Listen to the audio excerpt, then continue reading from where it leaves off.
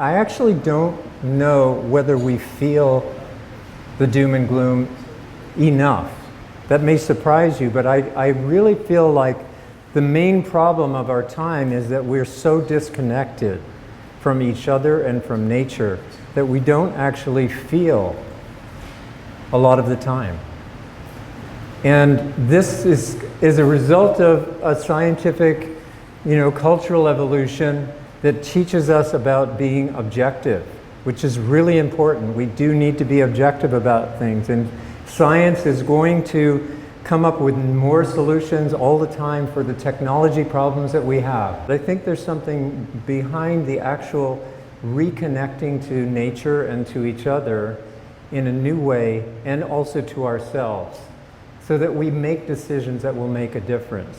We are polarizing now, and I don't think that we could have all the best solutions in the world, and if we continue to be polarized and out of touch with ourselves and out of touch with each other, what's the point?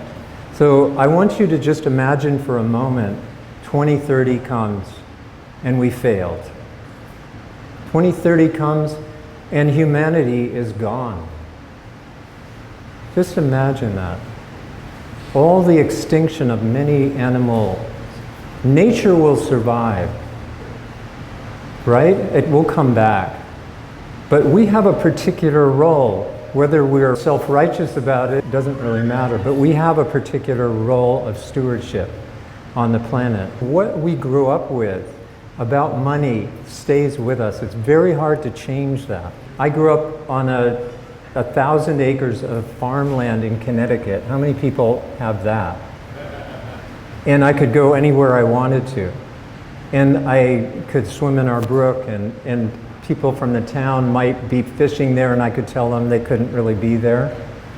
And that was sort of weird. Charles Tiffany was my great-grandfather.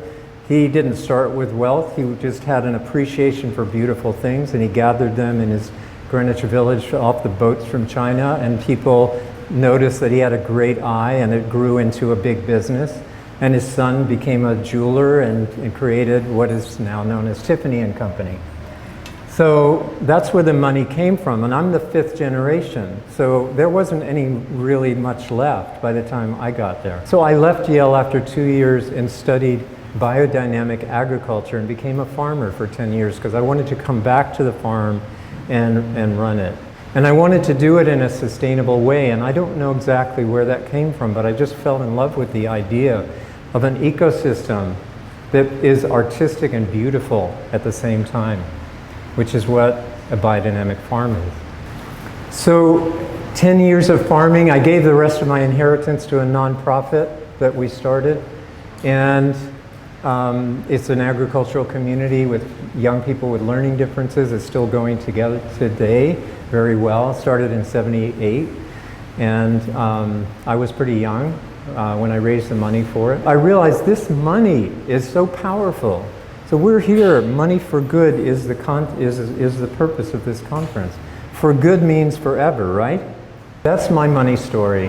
What I've done in the last 20 years is trying to connect people with their money so that they can see their whole portfolio, not just 5% that they give away and have fun with, and then they think Merrill Lynch or whoever, I don't know what name it is anymore, Bank of America, actually owns their money and they get a little bit of play money that they do philanthropy with. I really believe that this is one of the biggest problems of our time. Everyone in this room is connected with some money. Even if you're not rich yourself, you all know somebody, but you have your own money biography to overcome. You have your issues about money. You do need to protect your resources, of course. Think about the relationships you have with money, and think about how you can influence them, because you carry this caring, this relationship with the planet and with humanity. So we don't want to be replaced by androids with drones that shoot the old-fashioned human beings, because they're going to self-program themselves. We also don't want the nuclear option to happen. How is that not going to happen? It's going to not happen by having a healthy economy around the world, right? It's all of the terrorism and everything is really because money is not moving. So we really need to think about that locally and globally. It's a world economy. Just think about it. Thank you.